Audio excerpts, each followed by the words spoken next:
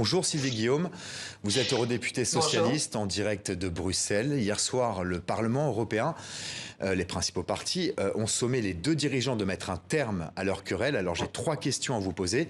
Est-ce que c'est votre position? Est-ce que c'est urgent? Et est-ce que tout cela est bien sérieux? Écoutez, je pense effectivement qu'il faut s'intéresser à ce qui s'est réellement passé. C'est pas juste une question de sexisme, c'est pas juste une question de protocole de mon point de vue. Et ce que j'aimerais maintenant savoir, c'est si c'est la part de tactique qui a été développée par le président turc à l'occasion de cette visite.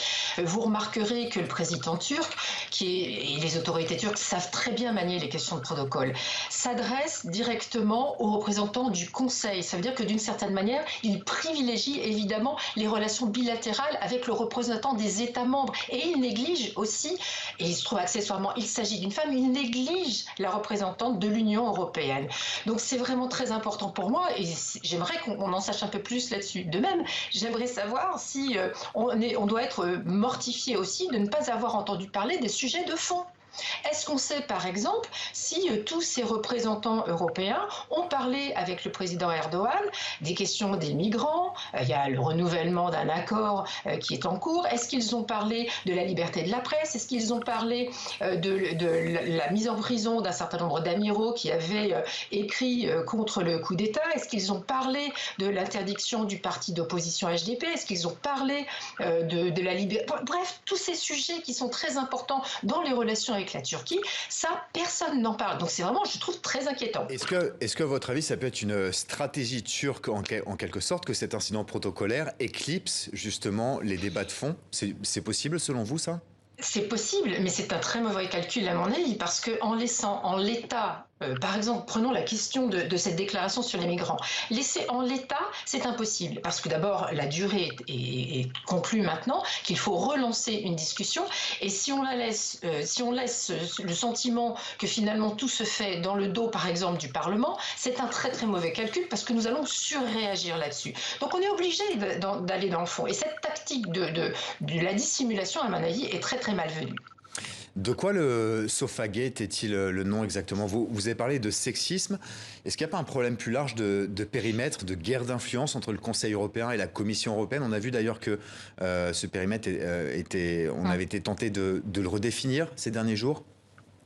Oui, alors manifestement, il y a ça aussi qui est fondamental de mon point de vue, c'est-à-dire que ça montre que le rapport de force, l'équilibre des forces, la représentation de l'Union européenne par rapport à l'extérieur est encore le fait de plusieurs présidents, et donc nécessairement ça doit pouvoir évoluer. Mais je suis vraiment pas convaincue que c'est à cette occasion-là qu'il faudrait faire évoluer ce genre de choses. On n'est pas dans une psychothérapie de groupe devant l'opinion publique. Donc il y a des occasions plus adaptées pour ça. On va lancer une conférence sur le futur de l'Europe très rapidement. Donc c'est aussi à ce moment-là qu'il faudra examiner la représentation à l'extérieur de l'Union, peut-être reparler de comment la diplomatie européenne s'exprime à l'extérieur. Elle est encore fragile et encore insuffisamment pointue. Donc il faut faire évoluer, mais pas à l'occasion d'un psychodrame de ce genre.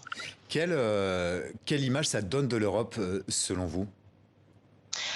Écoutez, les plus optimistes disent on parle de l'Europe à cette occasion. Voilà, c'est très très optimiste. Mais ça donne surtout le sentiment d'une manipulation de la part du président turc et ça donne le sentiment d'un cafouillage. Et je trouve que c'est un peu dommage parce qu'il y a de belles choses qui se passent dans l'Union européenne. Il y a de gros sujets qui doivent être traités, notamment sur la question des vaccins maintenant, vous en parliez tout à l'heure. Et donc cette image un peu brouillée n'est pas forcément la plus efficace pour l'opinion publique. Est-ce que ça peut avoir des conséquences sur, vous en parlez, la manière dont l'Europe est perçue, puisque encore une fois, on le rappelle, on voit l'Europe se déchirer sur une histoire de protocole, de fauteuil, alors qu'il y a des sujets très lourds à débattre, que la présidente, par exemple, de la Commission européenne n'a jamais dit être mortifiée sur les dossiers de fond. On pourrait parler des arrestations arbitraires. Est-ce que, je repose ma question de manière peut-être plus claire, est-ce que ça donne pas une image un petit peu futile et compliquée de l'Europe en ce moment? C'est un peu rude ce que vous dites, parce que comme je suis députée européenne, j'ai aussi envie qu'on défende vis-à-vis de l'extérieur de l'opinion publique, pas seulement le verre à moitié vide. Là, le verre est à moitié vide et c'est ce qu'on voit. Et notre boulot, notre ambition, pourquoi nous nous battons et c'est pourquoi on est engagé politiquement, c'est aussi de faire évoluer cette Europe, lui donner une meilleure image. Donc essayons de faire en sorte que ce verre se remplisse et qu'on ne repère pas dans l'opinion publique, dans les médias, seulement quand quelque chose de négatif se passe. Donc c'est notre travail et c'est ce vers quoi il faut tendre, je crois. Merci Sylvie Guillaume, mais on suivra sans doute avec vous l'évolution de ce verre européen. Merci d'avoir été en direct avec nous.